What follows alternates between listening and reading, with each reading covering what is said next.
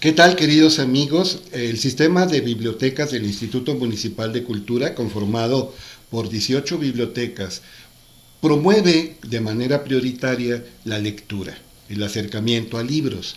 Aunque la actual administración ha hecho una labor magnífica con otra labor complementaria que va en beneficio directo de centenares o incluso millares de alumnos, que se va a sentir ese beneficio en el corto plazo, pues sí, siempre será algo prioritario para las bibliotecas la promoción de lectura y el acercamiento a libros.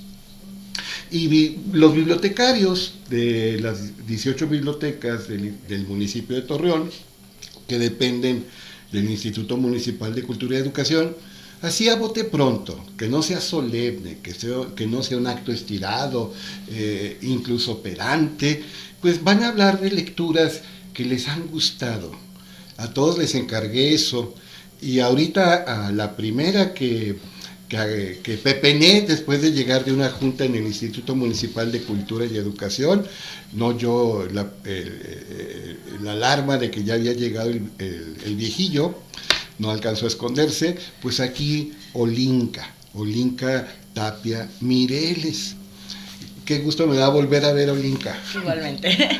Oiga, Carl Gustav Jung, el primer presidente de la Sociedad Psicoanalítica Internacional, el discípulo en aquel entonces del gran Sigmund Freud, discípulo favorito de Sigmund Freud, y por dedazo de Freud fue el presidente de la Sociedad Psicoanalítica Internacional, el suizo Carl Gustav Jung, decía que hay conexiones no causales entre fenómenos, entre hechos, entre acontecimientos, pero importantes, fuertes, conexiones no de carácter causal, pero sí que sorprenden, que asombran.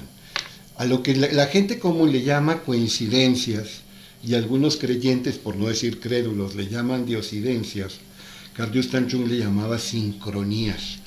Y ahorita, donde estábamos platicando fuera de cámara, de qué libro estaría bien que ella hablara, porque a ella le gusta leer, y surgió el tema de Lewis Carroll, pues salió con que pues es la nieta de la maestra favorita en toda mi vida. En secundaria, un servidor, tuve como maestra de Historia de México a un extraordinario ser humano, Carolina Rodríguez Aldape. Pues nada raro en este caso un servidor, porque seguramente millares de alumnos que pasamos por sus aulas en su fructífera vida, pues la tuvimos como favorita. Era una delicia escuchar a Carolina Rodríguez hablando de lo que quisiera hablar. A mí me daba clase de Historia Antigua de México, aprendí mucho de los mexicas, de los mayas, de los olmecas, y luego ella abrevó mucho en la espiritualidad oriental. Ella influyó mucho a que yo me hiciera afecto a esos temas que para mí me parecen trascendentales.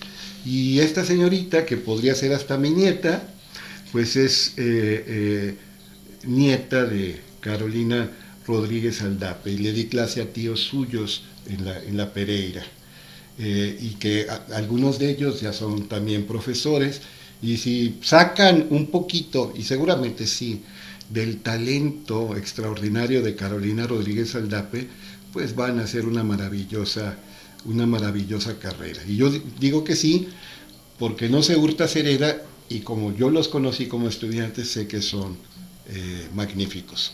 Bueno, pero entrando en materia, a Olinka, hablando de la Pereira, me tocó ser algunos años coordinador general de la Pereira, Olinka, y me acuerdo que yo entraba a todos los consejos directivos del colegio, el de preprimaria, el de primaria, el de secundaria, el de prepa, el general, iba a otras ciudades a tratar asuntos con mis homólogos, pero el padre rector me encomendó que atendiera un asunto que provocó conflictos entre algunos padres de familia, entre ellos mismos, y también de algunos padres de familia con personal docente.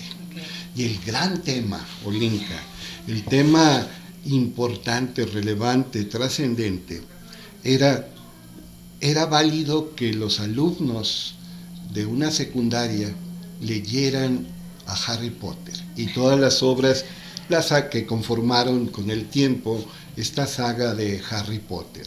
Había padres muy conservadores, muy celosos de sus convicciones, incluso hasta fanáticos, que decían que leer a Harry Potter era abrirle las puertas al demonio, estimular la magia negra, la hechicería,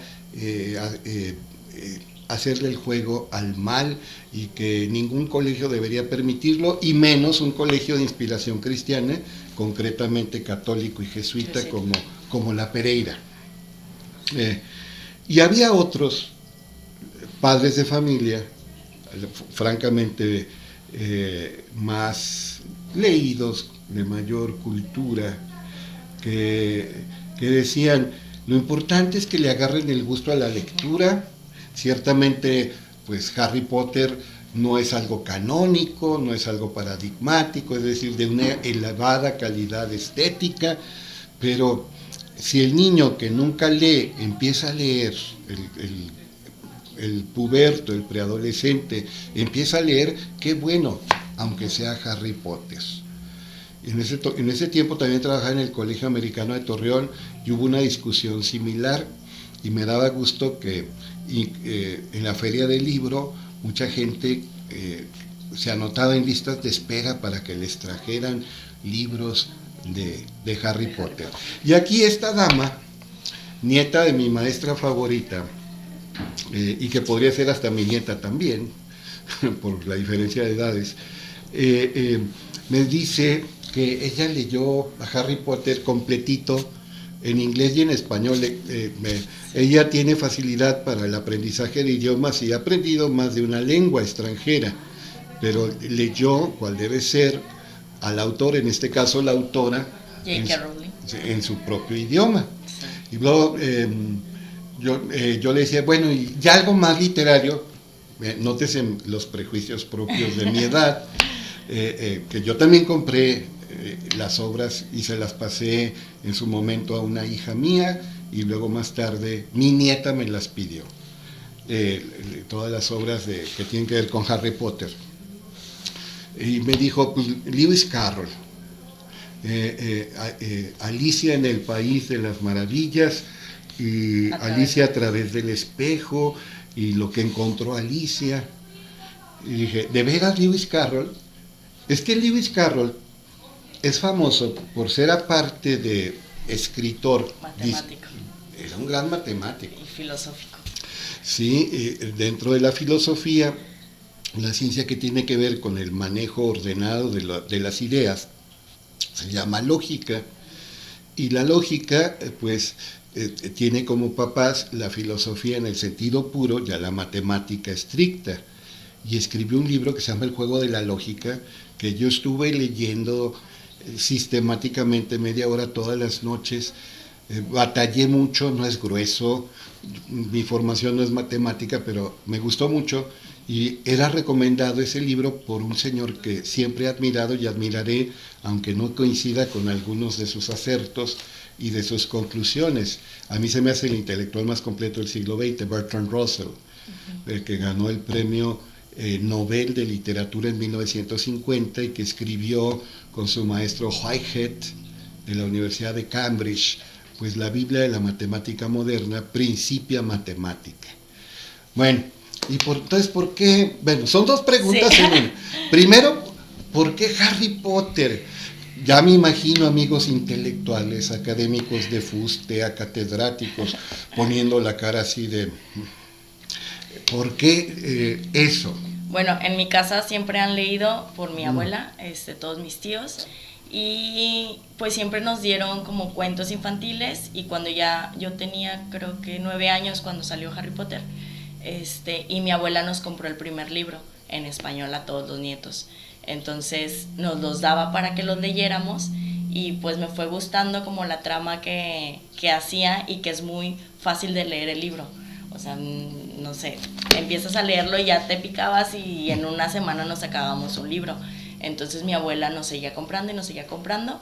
Y cuando salió el libro en inglés, yo también mi mamá me los compraba en inglés para poder complementarlo pues en inglés y en español.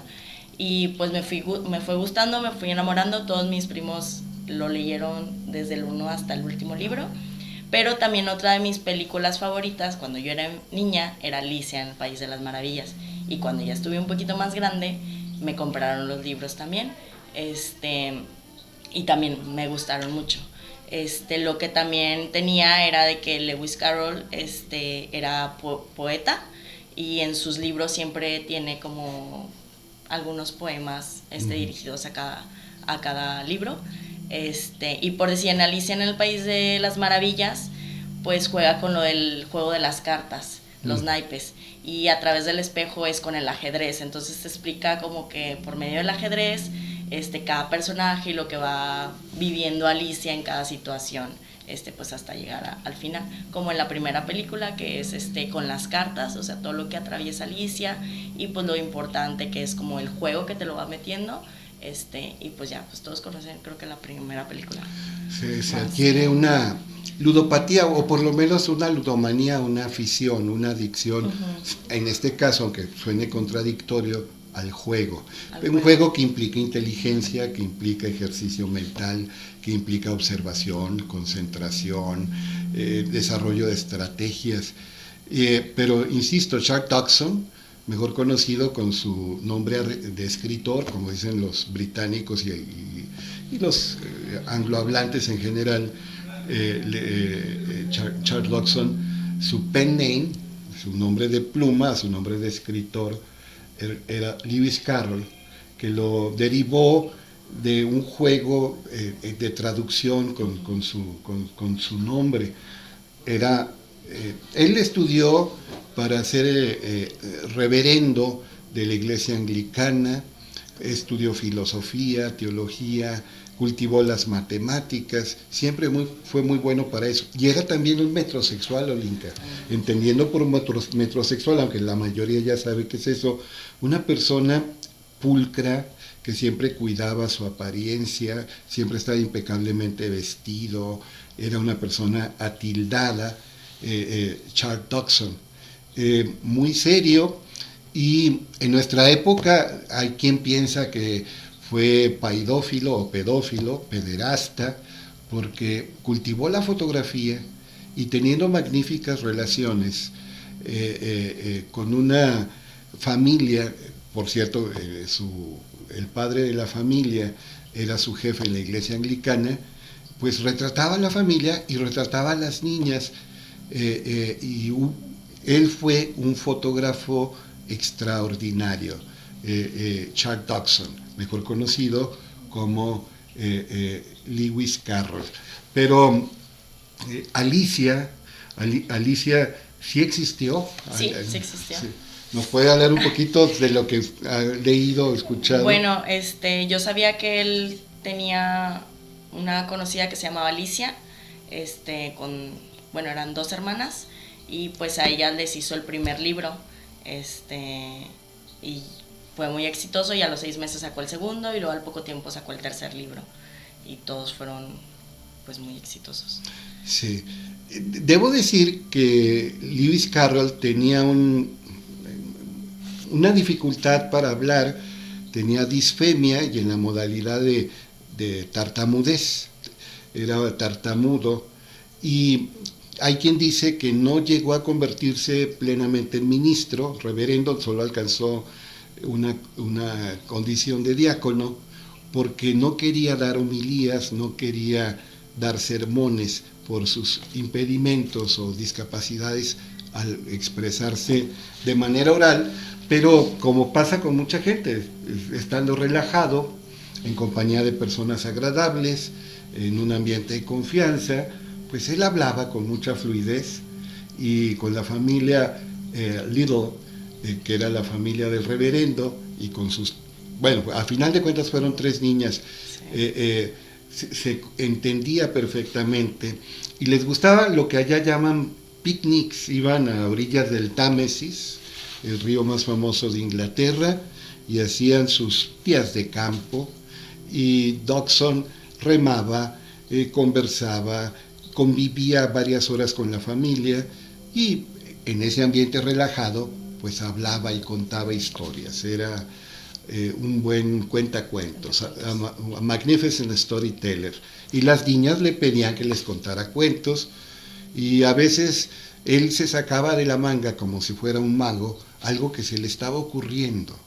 Y surge ahí, es fama que en 1862, el 4 de julio, que coincide con la fecha de la independencia en Estados Unidos, pero esto es en Inglaterra, se le ocurre Alicia en el mundo subterráneo, que sería la base, el fundamento de la historia que con el tiempo acabaría convertida Alicia en el País de las Maravillas. Alice in the Underground, de origen de Alice's Adventures. Y que a mucha gente no le gusta por el contexto que dicen que está muy loca en la historia y que está muy rara, pero pues si la lees ya está diferente. Pues sí, es que sí está rara, como Alicia, como el chorrito de Cricri, se hace chiquita, se hace grandota. Bueno, era un mal de la época, y no lo estoy justificando, que se abusaba de los derivados del opio, y algunos le entraban directamente al opio. Es fama que a Charles Dodgson pues tenía achaques de artritis y tomaba láudano. ¿Qué es el láudano? Una tintura hecha a base de alcohol con algo de opio, que es analgésica, pero que en grandes dosis pues puede alterar la percepción. Y hay quien dice que de tanto láudano él logró la macropsia, que es eso, ver las cosas anormalmente grandes, y también la micropsia, ver las cosas anormalmente pequeñas. Alicia cambia de tamaño en la obra esta de Alicia en el País de las Maravillas. Y hay otra noción del tiempo, y luego hay una prosopopeya en el sentido que seres irracionales hablan, tienen conciencia, interactúan, tienen una identidad fuerte. Sería por drogas, la famosa psicodelia, que es un término creado por Humphrey Osmond, un psiquiatra británico, psique, alma, ídolo, que significa ver, manifestar, percibirse, es aquello que se percibe, aquello que el alma descubre, pero como un hallazgo, como algo sorprendente, casi milagroso. Entonces, la psicodelia de los hippies en los años, a finales de los 60, principios de los 70, en Inglaterra, hasta Sir Arthur Conan Doyle, el autor de Sherlock Holmes, pues se volvió consumidor frecuente, si no adicto, sí consumidor frecuente del opio y sus derivados. ¿Qué creo, Linka? ¿Hubo algo de abuso de drogas por parte de este matemático? Pues a lo mejor un poco. Un poquito. A little bit. Sí, bueno. un poco. ¿De qué se acuerda del libro? Porque lo leyó hace años. Sí, ya hace mucho que no lo agarro. Lo que me acuerdo es que era como Alicia en el País de las Maravillas, con los mismos personajes, aparecían personajes nuevos, pero era como Alicia iba atravesando igual el juego, pero a través de un juego de ajedrez. Y en cada capítulo Alicia se ve en el espejo, entonces por eso es Alicia a través del espejo, cómo se ve reflejada ella en la historia que está pasando y trascendiendo. Pero no, hace mucho que no. El tiempo, el factor tiempo era algo que obsesionaba a Charles Dodgson, a Lewis Carroll, y quizá por eso le dio por la fotografía. Quedar capturada de manera permanente la imagen de personas amadas, en este caso, por ejemplo, Alice Liddell, otros hombres y mujeres de distintas edades, la naturaleza misma. Y él era un extraordinario fotógrafo, no meramente aficionado, extraordinario fotógrafo.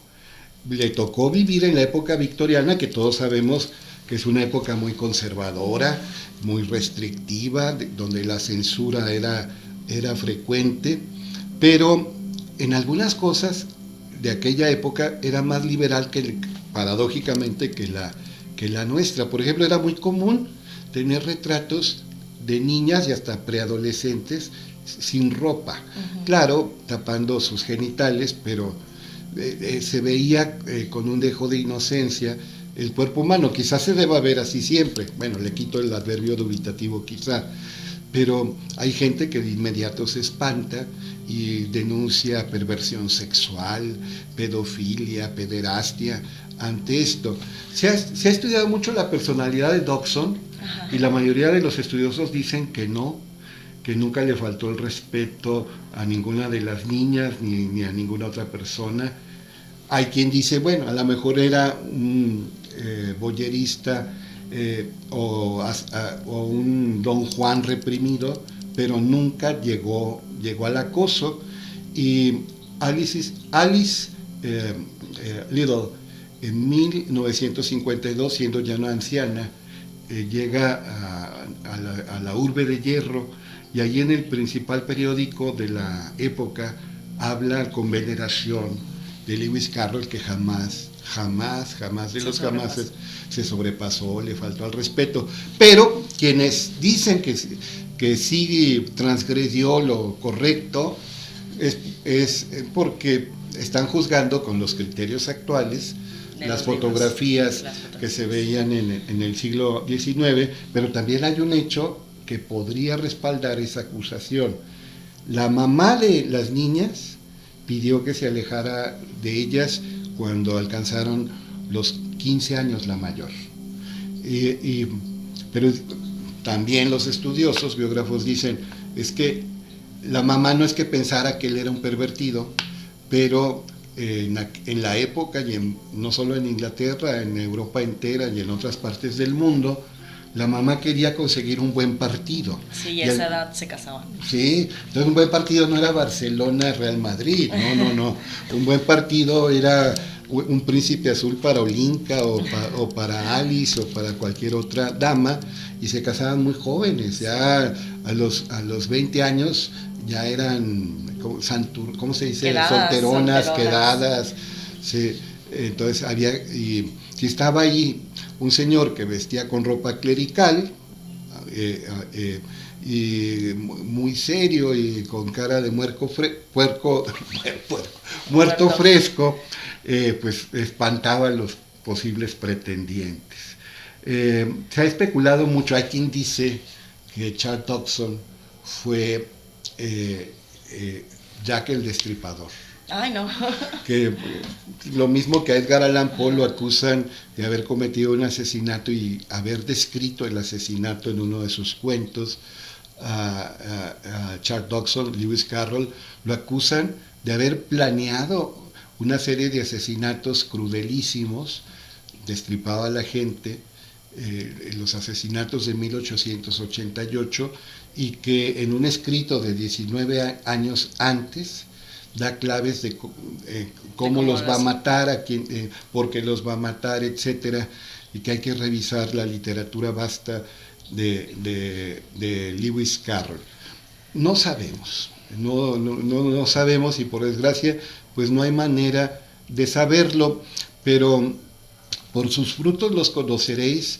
Son más los testimonios de gente que habla bien de Charles Dobson, mejor conocido como Lewis Carroll. Y les digo, Bertrand Russell, matemático que vivió 60 años después que Lewis Carroll, lo describió como un genio, como una mente portentosa, como alguien que sabía plantear de manera matemática, ¿cómo se dice? Riddles, enigmas, acertijos.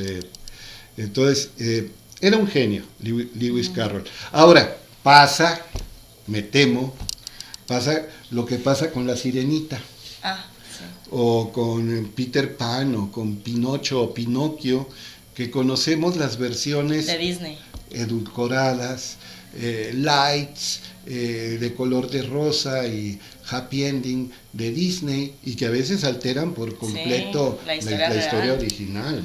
Que si ya te vas a los libros es completamente diferente. Así es. Bueno, y también son dos lenguajes distintos. Es imposible porque una película describa de manera cabal lo que un libro. Nunca se va a dar el caso. ¿Cuántas veces se ha intentado, por ejemplo, hacer una película de Don Quijote de la Mancha y todas han fracasado estrepitosamente? Son lenguajes distintos, sensibilidades diferentes y requieren también aproximaciones diversas. Pero si usted se pone a leer a Lewis Carroll, va a advertir ingenio de inmediato, inteligencia espontánea. Era un señor genial que luego se convirtió en mago de las matemáticas. Para quedar bien con la gente que le interesaba, las familias, pues hacía trucos en base a números. Asombraba con cálculo mental rápido, cosas por el estilo.